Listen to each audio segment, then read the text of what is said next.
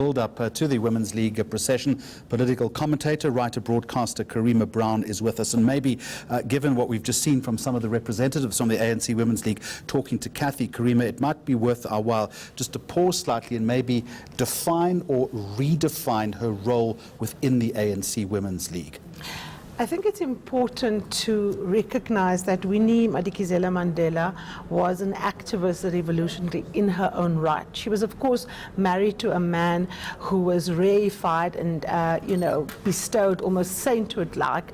And often she had to, of course, coexist alongside of that. And we see throughout her entire life, she comes to Johannesburg already conscious. She comes to her professional life as a woman who has a very clear understanding of where it is that she wants to go, and quickly becomes involved in politics, not as an extension of Nelson Mandela, but as a woman who is involved actively in the lives of people. She becomes the first black social worker. She works at Baragwanath, and of course she comes from Bizana in the Eastern Cape. She comes from royalty, and she sees the degradation, and she becomes involved, immediately. And what people often also forget, whilst Nelson Mandela was, being harassed by the police, the harassment, the banishment, the torture of Winnie Madikizela Mandela herself is something that we don't reflect on often enough. And there's this famous saying where she says, "I'm a product of the masses of the people of the country, but I'm also a product of my enemies." And of course she was subjected to long spells of torture in solitary confinement. She was banished. Her kids were taken away from her, and she had a very political, or a very decided political orientation that had almost nothing to do with the fact that she was married to Nelson Mandela, but she also became the public face of him for many, many years. We had no pictures of what Nelson Mandela looked like. The face of Nelson Mandela was Winnie, and I think that is something that we need to begin to examine her contribution to the struggle for freedom. And her resilience is something that we are yet to document properly and fully. Let's look at her contribution specifically to the ANC Women's League. As I've said, I think this afternoon does certainly in part belong to that organization. Under her stewardship then, how significant, how influential, how powerful was the organization? And in 2018, has the organization built on that leadership or failed to do so? She became president of the ANC Women's League in 1993. She resigned all positions, and then she returned to the ANC Women's League in 1997. And that was her base in some ways. Her leadership wasn't without controversy. Winnie Madikizela Mandela was a woman who colored outside of the lines. She didn't always play by the rules. And so what she did with those organized, or with her leadership period, was really push very, very hard for women to become, equals and not stand behind men in the African National Congress. Now, as you know, the leagues are organized in such a way that they are not fully autonomous. They are subjected, of course, to the mother body. And what is interesting in the evolution of the ANC Women's League and their understanding of the nature of oppression, particularly gender-based oppression, is that it's people like Winnie Madikizela Mandela who actually led the struggle for understanding intersectionality of struggles. I mean, the young people today who are woke, who speak about, the different ways in which oppression intersects. Winnie Madikizela Mandela lived that. She turned the idea of motherhood on its head. This was a woman who had 2 young children, who was in army fatigues, who carried coffins, who urged people to join Umkhonto overseas, where the idea of this OC that will be sitting at home and nursing kids and being the good wife. Not a bit of it. Not a bit of it. And of course, defying, subversive always. The same with the idea of being the wife of somebody. She was Winnie Madikizela Mandela in her own right. She kept the struggle for Nelson Mandela's freedom alive. For example, the formation of the Release Mandela campaign, something that she drove, in a very real way. And what was really interesting about her was that She refused, Jeremy, to kowtow to white supremacy.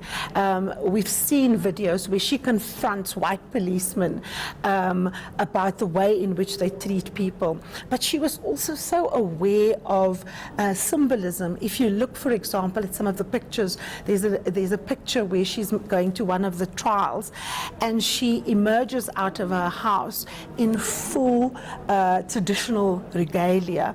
And of course, it was a time when a lot of black middle-class people wanted to imitate being bourgeois and being educated and living in the cities, but she understood the power of that symbolism. So she was really, really in touch and aware, Jeremy, of the ways in which gender, race, and class intersected. And she, of course, chose her moments very, very well to make those points. The organization in 2018, you'll tell me, is a very different beast.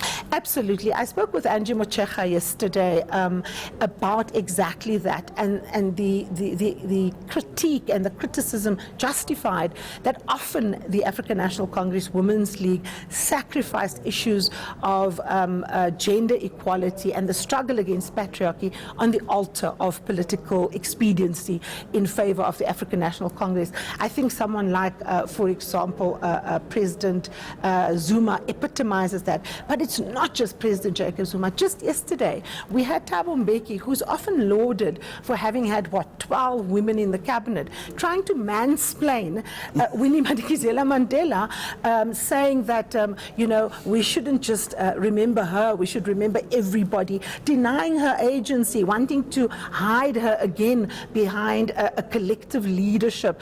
And this is, of course, the man who knocked her hat off her head. Well, let's pause for just a moment, because I actually want to play at least one of those sound and audio bites very quickly, just in terms of analyzing complexity. You talk, Karima, about someone who coloured outside the lines to an extent that was alluded to by former President Mbeki in an interview yesterday, when he said that we had to analyze her in terms of the positives and the negatives. So let's pick up on that very quickly, then we'll come back and talk about it. Don't just mark the passing, the very, very unfortunate passing of Winnie Mandela, just to be praise singers, but to say here is a very, very rich experience from an absolutely outstanding activist of our struggle. That rich experience must impact on our preparing the next generation, that includes discussing the negatives. So, Karima, is he battling there to be generous in terms of his description?